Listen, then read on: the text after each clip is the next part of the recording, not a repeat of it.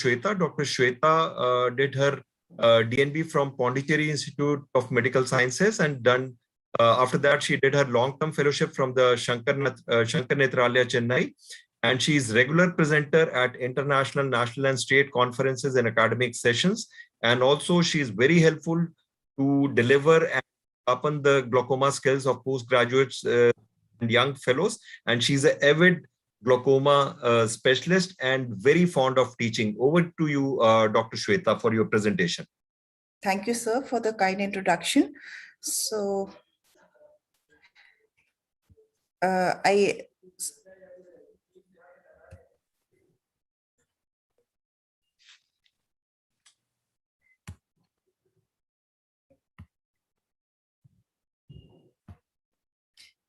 are my slides visible? Yeah, they are visible. So today, thank you AIOS for giving me this opportunity. And straight away coming to my topic of presentation tonight, that's a key to the success. Let's see that I'm going to emphasize how the holistic approach is going to be helpful for our glaucoma patients. It's not only about saving the sight, it is about saving their lives also. So this was a case of a 50-year-old female who presented to us in 2016 and was diagnosed and worked up as a DIS suspect and was asked for regular follow-ups, that is 3 monthly or 4 monthly review.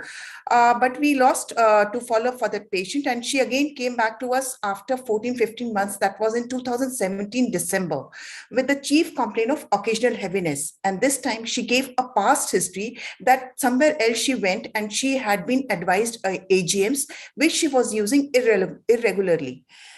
This time, when we saw the clinical findings, she had a clear-cut early notch in the right eye, which was having the borderline changes in the previous visit when she presented to us in 2016. So again, the medication, anti-glaucoma medication was started along with the lubricating eye drop.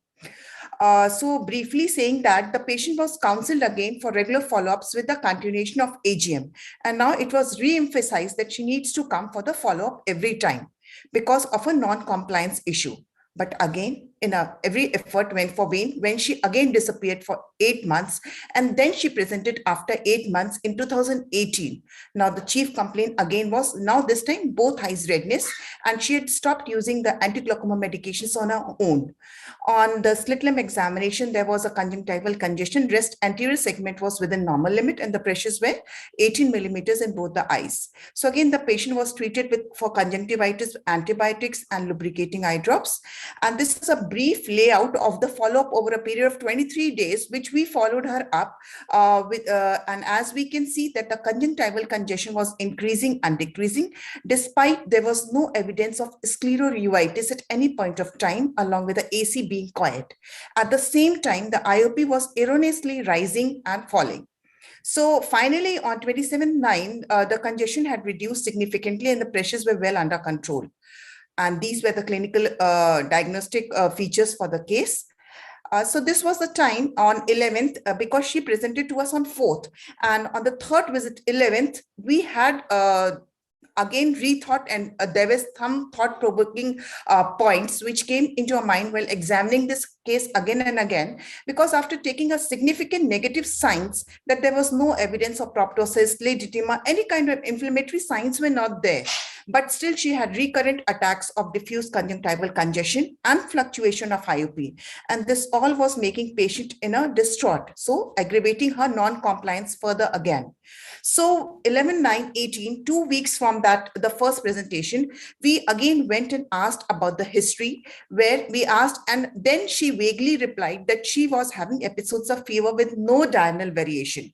Further, we asked her to bring the medications, what she was taking, and in that we saw that she had taken the treatment for UTI, and the urine was showing protein and RBC positive, and that was the alarming sign for us.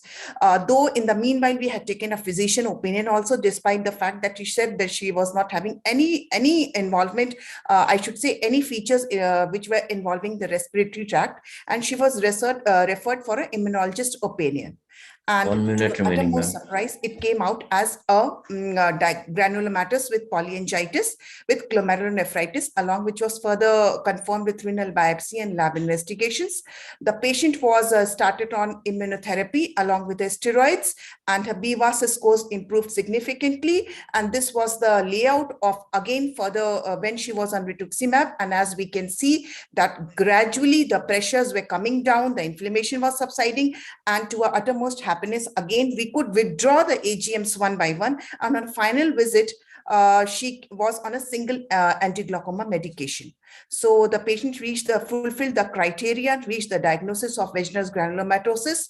And when we searched the literature, we saw that the conjunctival involvement was definitely, it's there as a form of chronic inflammation. And here I would like to emphasize one point here, that in Western countries, the orbital involvement is more, but in Indian population, as the study done by Biswas et al., they have categorically said that in Indian eyes, it is the scleritis and the peripheral ulcerative keratitis, which is more common manifestation of the Wegener's granulomatosis. So in it, I would like to conclude my talk saying that perseverant systemic history, taking with a comprehensive management, help us to achieve the aim of holistic care, saving the patient's life and preventing the blindness as well. I think it was a unusual case of Wegener's granulomatosis, nicely managed, and it gives us a lot of lessons to not to take cases of this episodic redness of eyes lightly. Over to you, Dr. Harsh. I think Dr. Gauri is the primary this thing, so let Dr. Gauri. Okay. And maybe you can introduce Dr. Gauri also, please. Yeah. I would invite Dr. Sonu Goyal to kindly introduce Dr. Gauri. So welcome, Dr. Gauri, for this wonderful webinar and the discussion. And can we have the slide for Dr. Gauri? Yeah.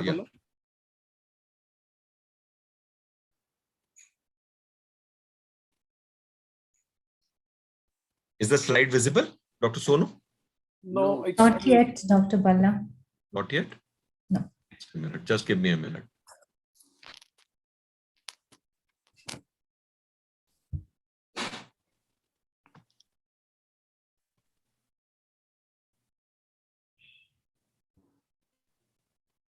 Is it visible now? The slide is not opening up. Sorry? So.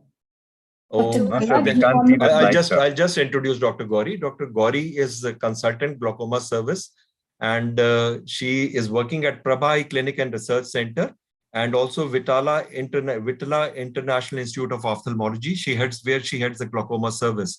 She has published innumerable papers in national and international peer-reviewed journals. She was co-author for the Best Paper Award winning paper in the Glaucoma Society of India conferences 4 times in 2003, 7 and 10. And she also got Indian Journal of Ophthalmology Platinum Award for the best publication in 2019. She is involved in a project Naina, which empowers rural and semi-urban population. Over to you, Dr. Gauri. Thank you so much for your introduction, sir. Dr. Shweta, that was a very nice case. And, you reiterated quite well that the systemic history is very important. And in this case, though it's very rare, once you got that the patient had a urinary tract infection, you took that up and then you investigated, and most importantly, involved an immunologist, and you could arrive on the diagnosis. So I think it's very, very clear from your case that whenever something is not responding to our usual treatment, and when things are not fitting into our usual clinical scenarios, we should always be alert to what other things would be happening. And in this, collaborating with other specialists like a uvea and inflammation specialist and the immunologist is very, very important. So this patient right now, the mechanism of intraocular pressure in his rise in his case was primarily due to inflammation. Is that correct, or was it steroid induced? No, ma'am, it was inflammatory because gradually, even though the patient was on maintenance therapy for steroids for her systemic disease, still we could withdraw all the AGMs because at one point of time, she was on oral acetazolamide as well as all the possible maximum medications. Okay. And now today, till last year, February, before the onset of pandemic, we were following her and she was on a simple beta blocker. Okay, and there was no anterior chamber inflammatory sign or a No, scleral ma'am. nodule or scleritis? But when no, any nothing hospital- was there, ma'am. And there was no evidence of sclerouveitis as cross-examined by a retina consultant also. Absolutely. Very good. Thank you. So, Dr. Harsh? Gauri, you are through? Yes, sir. Please go ahead, sir. Okay. No, I think she actually pointed out the right thing in the end that Shweta, it is little tricky, you know, that how this pressure is getting elevated. Did we do a CT scan or MRI to find out whether there was an orbital element to the inflammation? Sir, Was we there an did the orbital inflammatory disease?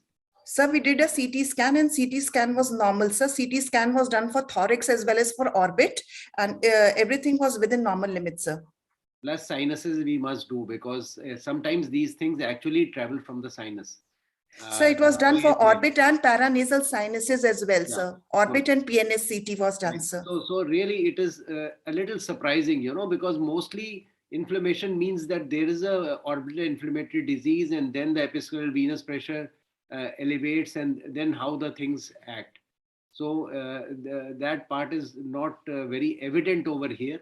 But yes, there is no other explanation whatsoever because it is very clear that this is how, and we must congratulate for actually saving the life of the patient.